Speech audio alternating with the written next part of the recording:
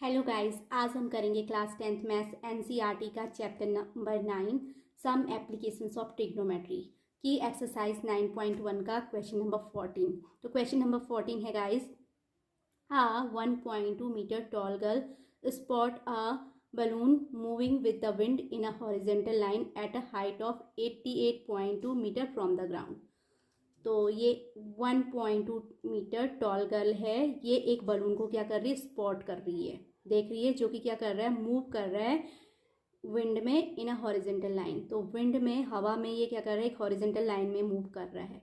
अब जो ये बलून है वो ग्राउंड से 88.2 मीटर हाइट पर है। तो यानी इस बलून की हाइट जो है, ये वाली हाइट, यहाँ ये ग्राउंड है, तो ग्राउंड से ये 88.2 मीटर हाइट पे क्या कर रहा है, मूव कर रहा है। Okay, the angle of elevation of the balloon from the eyes of the girl at any instant is 60 degree.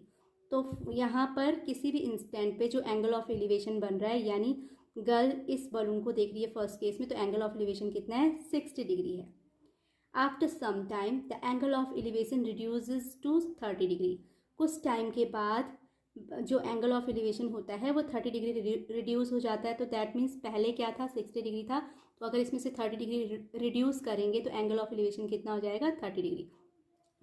तो सपोज कीजिए कि कुछ टाइम बाद जो बलून है मूव करते करते कुछ आगे निकल जाता है, तो उस कंडीशन में जो एंगल ऑफ एलिवेशन होगा 60 माइनस 30 यानी 30 डिग्री का एंगल ऑफ एलिवेशन बनेगा। अब हम लोगों को क्या फाइंड करना है, find the distance travel by the balloon during the interval. तो हमें क्या निकालना है, वो टाइम, वो डिस्टेंस जो बलून ने क्या की, जबकि उसका एंगल ऑफ एलिवेशन 60 से 30 डिग्री रह जाता है, तो वो डिस्टेंस जो उसने ट्रेवल की वो फाइंड करनी है। तो दैट मीन्स हमें ये वाली डिस्टेंस फाइंड करनी है। ये डिस्टेंस इक्वल टू होगी दिस डिस्टेंस के। तो इस डिस्टेंस को फाइंड करें, तो इस पिक्चर को हम क्या करते हैं, अच्छे से क्लियर करते हैं। गाइस, इस पिक्चर में जो हमारी बलून है, बलून की फर्स्ट पोजीशन क्या है, ए एज्यूम करी हमने। Let the first position of the balloon is A and after some time balloon will reach at to the point D, then the vertical height D E. तो vertical height D ई या E D हम कैसे find करेंगे, उसे find करने के लिए हम डी एम में से हम ई एम माइनस करेंगे। तो vertical height D E is equals to होगी ए बी। ओके, तो D E is equals to D M minus E M, and D M is equal to according to question 88.2 metre है, minus E M is equals to C N, this is the height of girl. तो E M की place पे हम क्या रखेंगे, 1.2 metre. That means E D is equals to हो जाएगा 88.2 minus 1.2 and this is equals to 87 metre, यानी कि D E is equals to क्या हो जाएगा, 87 मीटर हो जाएगा। तो गाइज आगे हम करेंगे in right angle triangle.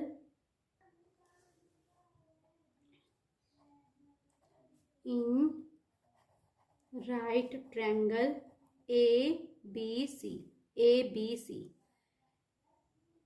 A B upon B C is equals to होगा ए बी यानी परपेंडिकुलर और बी सी अपॉन में है तो base, perpendicular upon base is equal to होता है tan theta. Theta is here 60 degree, तो tan 60 and the value of tan 60 is equals to √3 and A B के place पे हम क्या रखेंगे, डी ई, दैट मीन्स 87। तो यहाँ पर गाइज मैंने 87 रखा, बी सी नहीं मालूम है तो बी सी को एज इट कॉपी कर ले। तो so B C into √3 is equals to हमारा हो जाएगा 87, यानी यहाँ से बी सी की वैल्यू कितनी आ जाएगी, 87 upon √3, that is our equation first. अब हम क्या करेंगे, अगेन यूज करेंगे नेक्स्ट ट्रायंगल। नेक्स्ट हमारा राइट एंगल ट्रायंगल ही है, तो ट्रायंगल डी ई सी।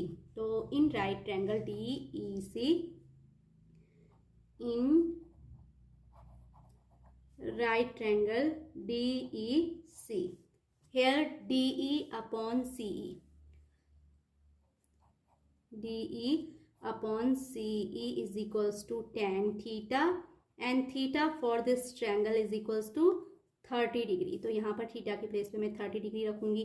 अब DE is equals to given है 87, तो यहाँ पर हमने क्या किया, 87 पुट करा and CE as it copy करेंगे। ओके, तो tan 30 इक्वल्स टू होता है 1 upon √3, that means by cross multiplication CE is equals to हो जाएगा 87, CE is equals to 87 into under root 3. This is our equation second.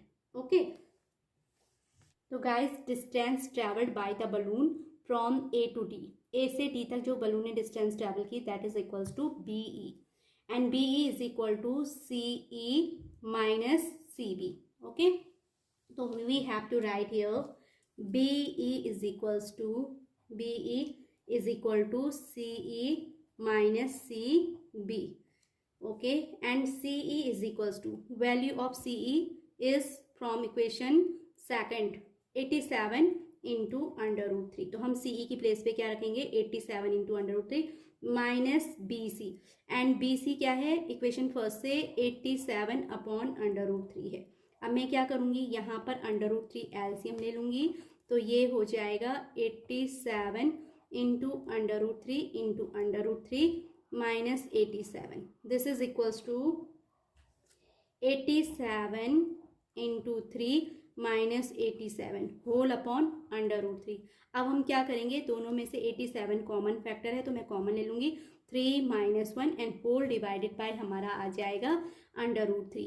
तो this is equals to 87, 3 minus 1 is 2, तो 87 multiply by 2 upon under root 3. तो guys B E is equals to हमारा कितना हो जाएगा 174 upon under root 3. Denominator में under root 3 है तो मैं इसको क्या करूँगी, इसका रेशनलाइज करूँगी. रेशनलाइज करने के लिए मुझे न्यूमरेटर और डिनोमिनेटर दोनों को अंडर रूट 3 से मल्टीप्लाई करना होगा. न्यूमरेटर हमारा अब हो जाएगा 174 into under root 3 and upon में under root 3 into under root 3 is equal to क्या होता है 3. अब हम ऊपर वाला टर्म यानी न्यूमरेटर चेक करेंगे तो वो 3 से डिविजिबल है. 3 1 जा 3, 3 5 जा 15 एंड 3 8 जा 24. तो दिस इज इक्वल्स टू जो हमारी बी ई आई है, बी ई की वैल्यू आई है, कितनी आई है 58 इंटू अंडर रूट 3 मीटर. तो this is the required distance which is travel by the balloon from A to D. Okay, so the guys required distance travel by balloon is 58 into under root 3 metre. यानी balloon ने क्या किया होगा, जबकि उसका angle of elevation 60 से 30 हो जाता है, उस ड्यूरेशन में उसने 58 इंटू अंडर रूट 3 मीटर की डिस्टेंस ट्रैवल की होगी. आई होप गाइज आपको क्वेश्चन नंबर 14 का जो सोल्यूशन पार्ट है अच्छे से समझ आ गया होगा. तो अगर आपको मेरी ये वीडियो अच्छी लगी हो तो please like share and subscribe it, and again thanks for watching.